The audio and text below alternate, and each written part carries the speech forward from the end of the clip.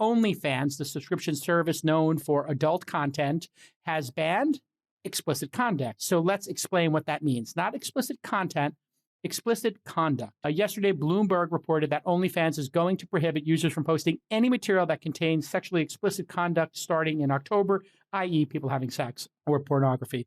So it's very strange because OnlyFans sent a statement to a few media sources like Bloomberg and Dan Primrak at Axios, who is an excellent journalist, but they didn't share it with the creators or users. And then Dan tweeted a screenshot of the statement, which was called fake by multiple people in the replies. And then because OnlyFans obviously hadn't shared anything yet, and then Dan purposely cropped out the OnlyFans employee's email address in a screenshot. From the statement, it appears the content creators will still be allowed to post nudes, right, and videos even, if they remain consistent with OnlyFans policy, but sexually explicit conduct will be prohibited, i.e. people actually having sex, i.e. adult entertainment or pornography. So there's some semantics here that have people confuse content, conduct, etc. That's pretty obvious. And OnlyFans had a cleverly worded statement basically saying sexually explicit content is okay. We support you, exclamation point. And then makes them look like the good guys, obviously. But they're banning sexually explicit conduct, pornography, which is how many of those creators make money. And obviously during the pandemic, we all know that a lot of people who were sex workers, which I think is the positive framing of prostitution that a lot of people have come to. I'll let you make your own judgment on that. I have my own feelings, but who cares about my point of view? That sex work moved online, and then that was safer for people. Obviously, if you're not going and meeting random people off of Craigslist or whatever services. I think Backpage had been shut down at this point. If you're not going to meet with people, you take out a lot of danger and maybe you make more money and you do it safer in the comfort of your own home without taking risk, obviously, and everything else that comes from sex work.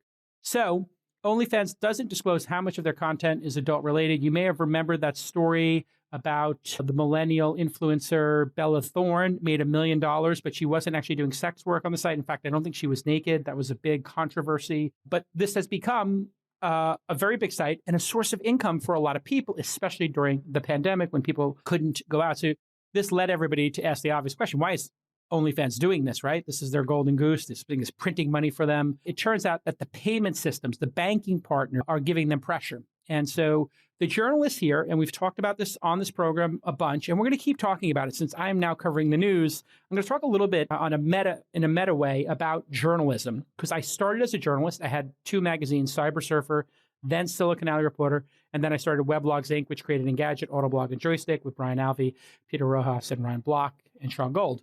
So I have a nice history of doing as a publisher and a journalist, so I understand how this works. Journalists are trying to triangulate on the truth. You can think of them as detectives. They're following clues and trying to figure, here's what's probably happening here, according to Bloomberg and other people. OnlyFans is having problems with their banking partners. They have to rein people in on the service, and it might be that legal action has been taken against them. Maybe there's underage people performing on OnlyFans, because what is the vetting process to get on OnlyFans? How do they know that the people who are on OnlyFans performing whatever acts or being naked are not underage? And then how do you deal with different ages of consent in different regions when this is an international service? It's a can of worms, obviously. And there have been other situations like this recently, because of course you're thinking to yourself, people go to stores to buy pornography. Why can't they go online to buy pornography? And isn't it better that the adult entertainment companies are not taking all this money, paying a flat rate to adult entertainers, sex workers, and they get to keep all the margin? You're literally taking out the middleman in that case, which would be the adult entertainment company. The studio produced content versus UGC, user-generated content. The studio actually has a function there.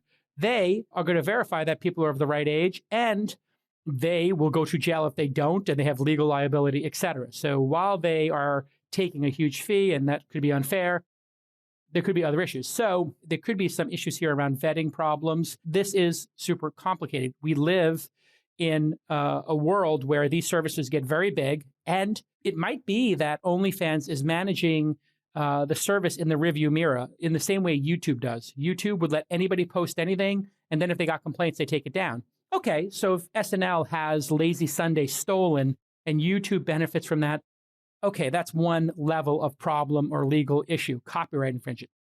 if an underage person is involved in sex acts, okay, now we're talking about child pornography. That's a different level of evil, and people are going to go to jail, rightfully so, for the maximum long amount of time, we hope.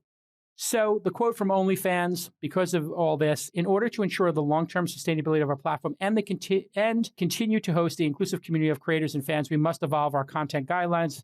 Now, remember, Visa and MasterCard suspended payment processing on Pornhub due to pirated content and at-risk amateur content, the thing I've been describing here, right? Because it is the Wild West on these services, and Pornhub responded by only allowing verified users, which makes total sense. How you police a service like, say, Medium or Blogger.com or WordPress or YouTube or Vimeo or TikTok is going to be radically different than how you would regulate adult entertainment or finance. That's why regulations are coming to things like OnlyFans and to crypto. This is actually a parallel trend we're seeing here. People create things on the internet. They grow very fast. They get big fast. Then they have unintended consequences. Those unintended consequences have to be addressed. And let's face it, technology has a big tradition of move fast and break things, which is sometimes referred to in our industry as better to beg for forgiveness than to ask for permission. Okay, if you're Airbnb and you take that approach because you're reinterpreting the laws for who can rent a room, that's one level of risk. What is the risk if I rent, my apartment out? Okay, it could get trashed. Okay, somebody could bother my neighbors. Those are actual risks, sure. That's different than somebody getting fleeced in an ICO scam, so many people did, or the horrible nature of what could happen in sex work. So they have over 130 million users at OnlyFans, and they have 2 million creators. Let that sink in for a second. There are 2 million people using the service to make money. And I think it's primarily, of those 2 million, I would think a large percentage of them are doing some kind of nudes or adult entertainment. They're currently trying to raise that valuation over $1 billion, according to Bloomberg. They did $2 billion in sales in 2020, and they're on pace to double that in 2021, according to sources. They take 20%, which means $400 million in revenue in 2020. 20% is less than the app stores take, but a lot more than Airbnb, say, takes. So it seems like a fair rake, as we call it in the business, the take rate or a rake, R-A-K-E. Patreon takes 5 to 12%. They've been incredibly generous with theirs. And then Gumroad, we had Sahil on the program back in the day. They take 8.5% or 6%, depending on if you use your PayPal, et cetera. As founders, investors, and executives, we spend so much time building up the companies and products that we love and care about. But at the end of the day, life is fragile and it can get taken away at any moment. So it makes sense why people get life insurance, especially term coverage, which is surprisingly affordable. Why not pay a little bit each month to protect the ones you love? It's a no-brainer. If you're asking yourself this question, choose Ladder. Makes it really fast and easy to get covered. You just need a few minutes and a phone or laptop to apply. Ladder's smart algorithms work in real time, so you'll find out instantly if you're approved. And that's one of the great things about the service. It's just so quick and easy to use. There are no hidden fees. You cancel anytime. And since life insurance costs more as you age, now is the time for you to cross it off your list and make sure it's there. So go check out Ladder today and see if you're instantly approved. You'll find out very quick. Go to ladderlife.com/twist. Again, LADER, life.com/twist. That's LADER, life.com/twist. Ladderlife.com/twist to see if you'll get approved. Do it now.